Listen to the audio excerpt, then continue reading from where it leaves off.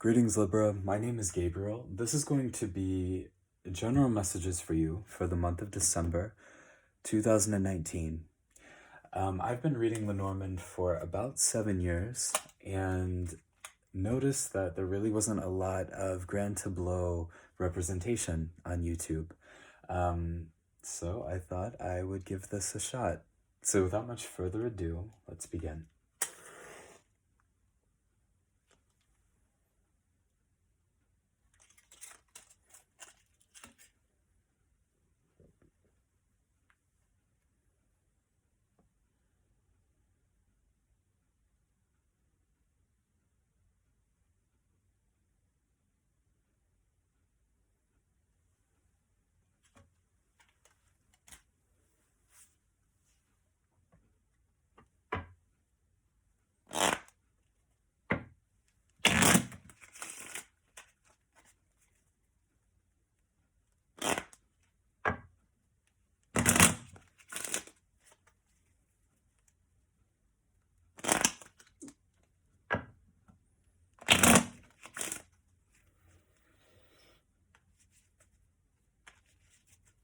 What are the messages for Libra, December 2019? Libra, December 2019.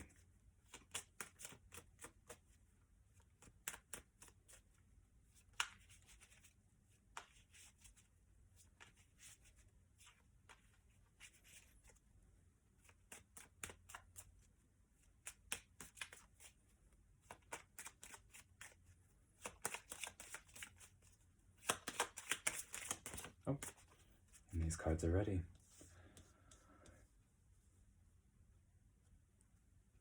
So for the first card, we have the stars. And as always, I'll do my best to make sure these are all in frame. Second card is the key, snake, rats, birds, the tree, clover, the clouds, and the child. Anchor, fish, rider, the heart,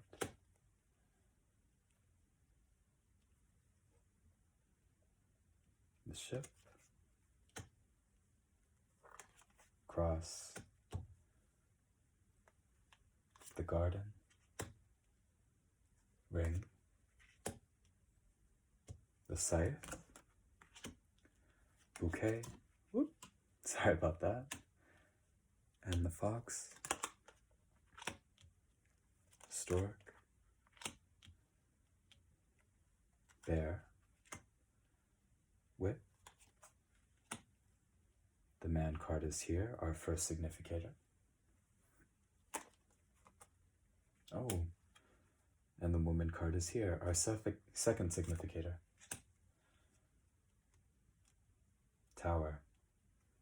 Moon.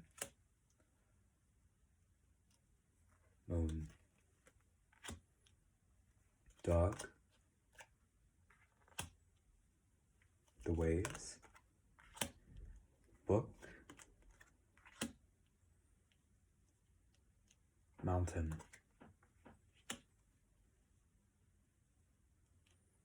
Letter. The lilies. Sun. Oh. The house. And the coffin.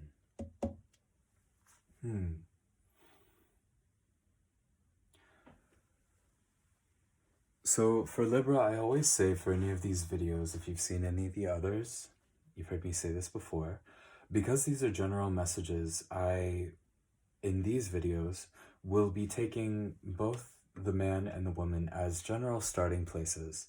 And I kind of combine them together anyways, because these cards have been set down for general messages for anybody of the sign of Libra, Sun, Moon, or Rising, for the month of December. We kind of blur the rules a little bit, which is absolutely fine.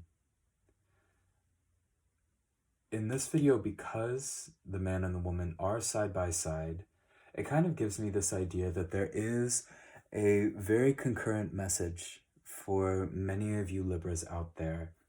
There's a very solidified energy that is being made manifest in your life. And I think it is one of, trying to move this so that it's a little bit more in the frame. That's a little bit better. I think the message is generally one of following your internal guidance. And it's going to be one of a very new start. I think many of you Libras are going to be finding yourself in a position where you're ready to make a hard break from the past. The corners of the spread are marked by the stars, which is a card of guidance.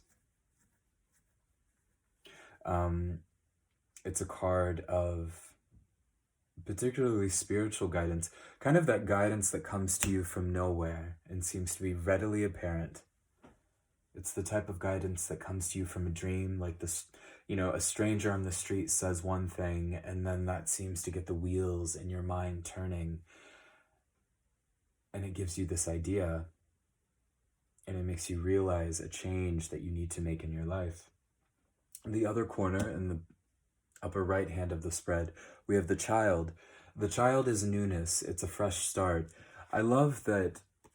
I mean, obviously the imagery is different in many decks, but in this deck, the child is spinning a hoop.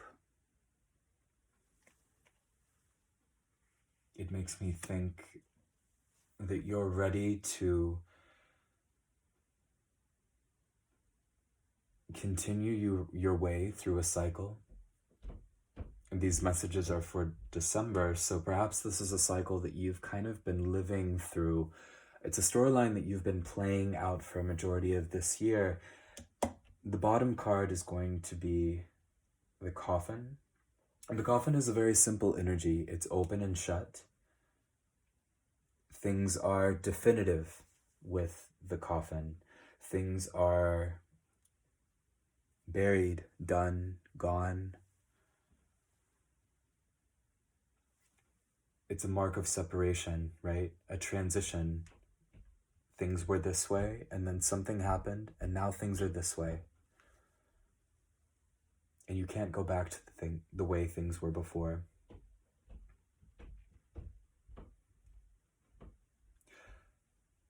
In the bottom left, the final cornerstone card is the dog. So the dog has to do with companionship. It has a lot to do with friendship, issues of loyalty. In this particular situation, the dog is right next to the pathways, which represent decision and crossroads, but not in the sense of like a figure X crossroad, but more like a figure Y crossroad, where you have to choose left or right, and you can't continue going straight, right? It's a type of crossroad that forces you to make a definitive decision.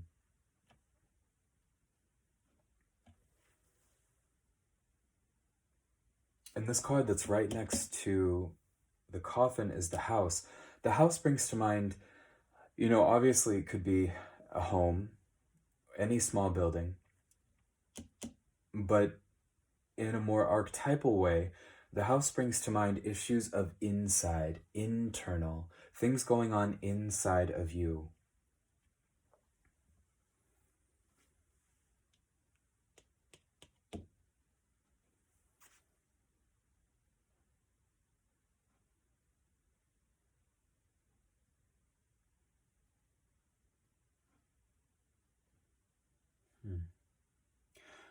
I think many of you are going to make a decision to set off on your own in some way.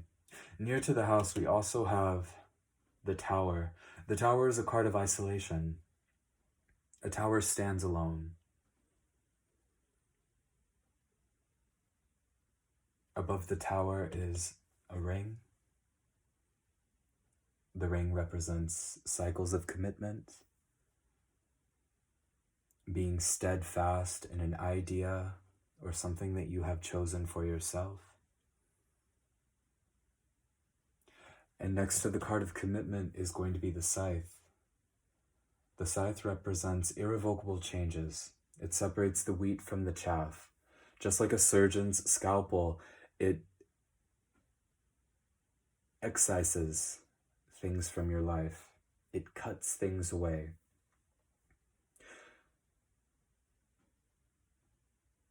I think many of you Libras are, it's going to be in a, I don't know, it's difficult to sugarcoat the message that's coming through. I think there is going to be a separation. I think it's going to be a simple separation. I think this is something that you know has been coming for quite some time. I think it's going to be something that's ultimately very necessary. Right next to the card of guidance, we also have the key. The key represents, it's an exclamation point, that which is needed, that which is required of you.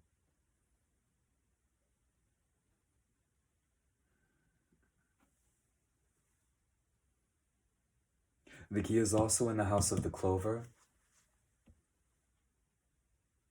The clover can represent a small window of time. The message that always comes to me with the clover is strike while the iron is hot. There is a potentiality for great change. There's a small window of time where you can unlock this door to a new chapter of your life.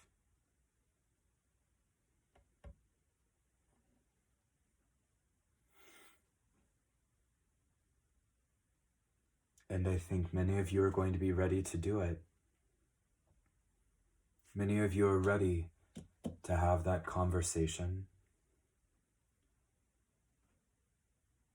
I think this is a reality that you've already been living in for some time, and it's really just a matter of saying the words, right? There's a lot of cards of simplicity here.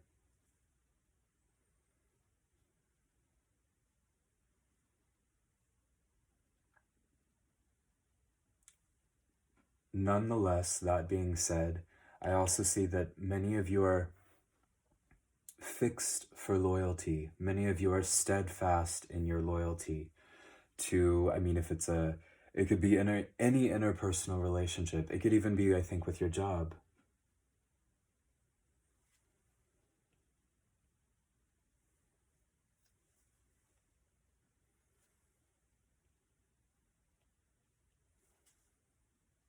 I think for many of you Libras, nonetheless, you're realizing how critical this situation is.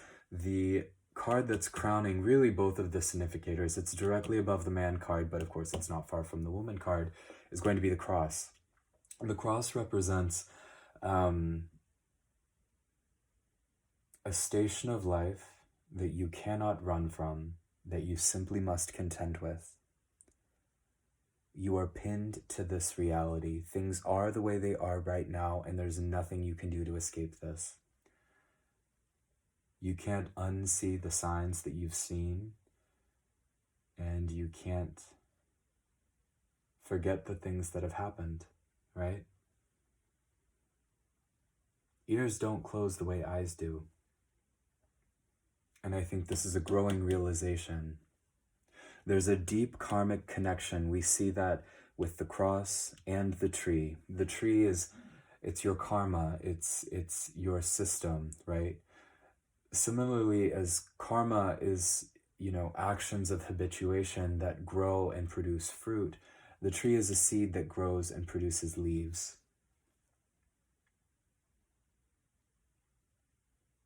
And because of this kind of combination here, that's what makes me think that this tree has been growing in your life and is now fully in bloom with leaves for probably the majority of this year.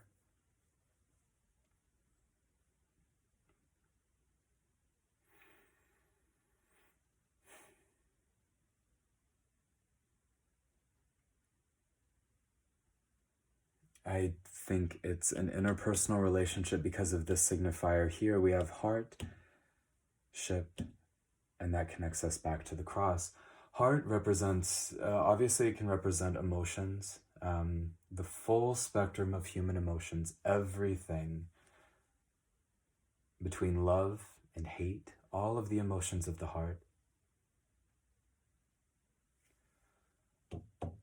Right next to that is the ship. The ship is a card of desire. It's a card of venturing forth, wanting to venture outward to new lands, unseen territory. When you board a ship, you cast off from everything that is familiar and you set forth.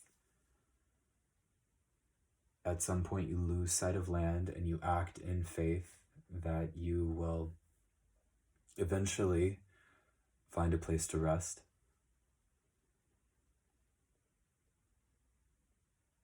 Some Lenormand texts refer to the ship as the card of the soul. Directly above the heart are the mice. The mice nibble away, right? They reduce piece by piece. Libra, it's as though your heart has been slowly eaten away. The mice also represent anxieties. It makes me think of staying up late, worrying, running through scenarios in your mind. Right next to the mice are the birds. The birds represent conversations, but not conversations like the fitful kind of exchange, but just kind of like that babbling, nervous type energy. Especially with these two cards together, it's almost like vocalizing anxieties, right? It's almost as though you've gone to your friends and you've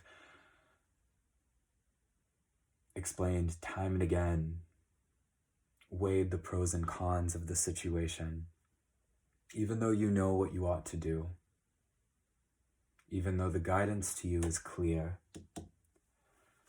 and you know there's an increasing sense of internal wisdom that is being made manifest now. We have the snake and the rider. Now for me, I mean, in my personal experience, Lenormand is a very fluid thing. One of the significations of the snake is wisdom, understanding the nuances of a situation. It's nuanced, it's complex, it's variegated.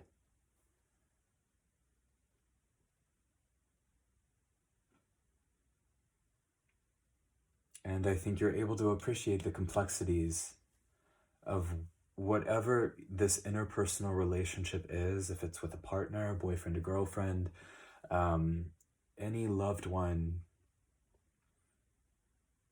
Perhaps you're seeing that a relationship is now in a position where it needs to be reframed. And this is a growing awareness in your life. We have the rider, that which is increasing, that which is coming towards you, and the snake.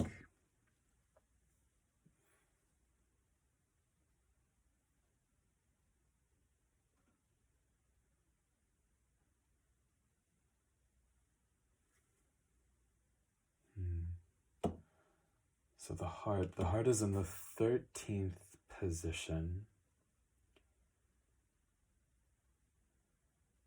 And that places it in the house of the child.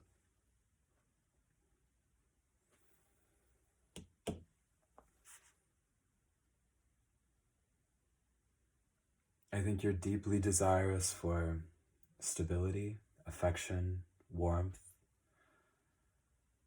I think that, you know, in a previous video, I forget which sign it was for, but I brought up the, you know, there are two modes a relationship can take. One of them is called a gravitational relationship. And these are the relationships that make us feel stable. They make us feel affirmed. They make us feel comforted. They make us feel protected. They make us feel safe. And the opposite, or rather not an opposite, but the other mode a relationship can take is that of having a levitational quality.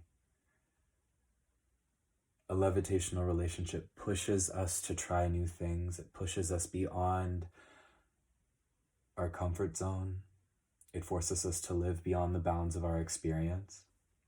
I think this is a relationship that there's almost like an addictive quality where you've become set in desiring this constant affirmation from your partner. There's nothing wrong with that. We all need that, right?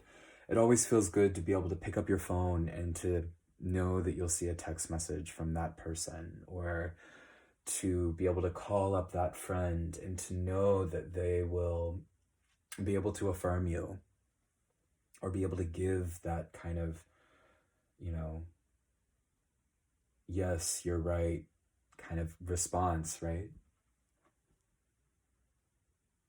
And I think this is something that you've become quite set in, and I think it's kind of separated you from the larger world. You're right, maybe it's separated you from some of the other relationships that you have in your life. But at the base of the heart, we have the mountain. The mountain brings to mind ideas of separation, ideas of isolation. You are cut off from that which is around you. And on the other side of the mountain, we have letter and book. Both of these represent knowledge and communication. Book, I think, is more of that kind of internal knowledge, understanding yourself, self-examination.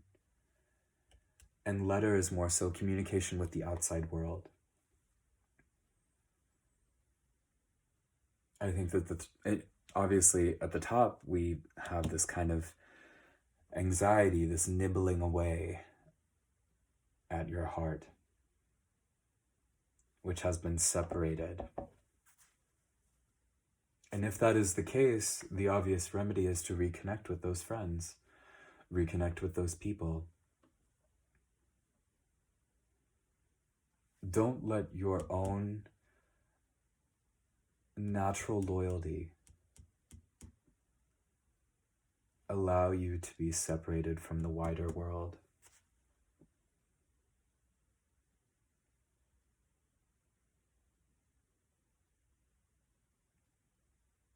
It's interesting. A therapist once told me that every relationship has an end point, which is very uncomfortable to think about, but it's very true.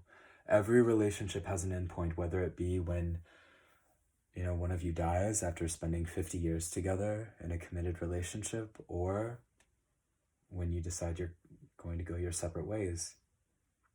Every relationship has a natural end point. Everything in this life does. And that's absolutely fine. That's not a reason to lament. That doesn't make the world an ugly or a sad place. It's just the way things are. And I think this month, the overall message is that you're realizing that a relationship has outlived its healthiness. It's outlived its utility in your life. And you're at this point where you're realizing that. You're at a critical point where you're able to see things for what they are. You're able to see the karma that you have habituated in your own life, the decisions that you have made that have isolated yourself from some critical group of people, maybe even the outer world. You're seeing things for what they are. And in this month, you're going to be given a very precious opportunity to reframe this relationship. I think for some of you, it's going to mean having a difficult conversation. Maybe that's not ending things. I do think for many of you, that could be the case. Trimming back on commitments. If you're not ending the relationship entirely, I think it'd be very possible that you're maybe putting new guide rails on this situation.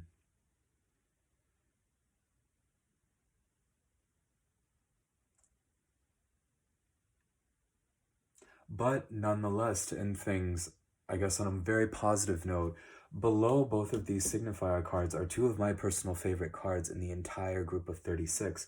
We have the lilies. The lilies bring to mind wisdom, coolness, separation from that kind of addictive, habituated, desirous, staying up all night watching your phone type energy, waiting for a text type energy. The lilies is calm, cool, collected, mature, wisdom, receptive to your own guidance. Being able to respond to situations with a cool head. There's a cool quality to the lilies. And next to the lilies, there's also the sun.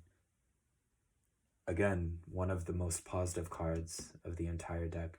The sun brings to mind warmth, vitality, right? Its rays bring life. These are the two cards that are directly below you.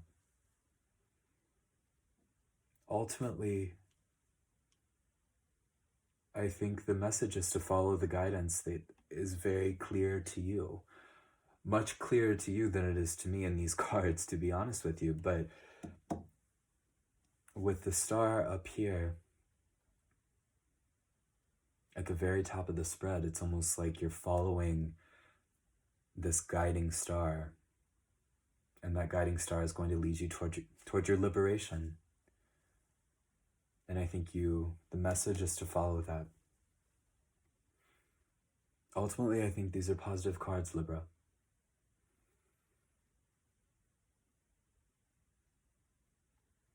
The message here is one of impermanence, but I think it was Thich Nhat Hanh who said, the beauty behind impermanence is that ultimately everything is possible, because nothing is forever, anything is possible.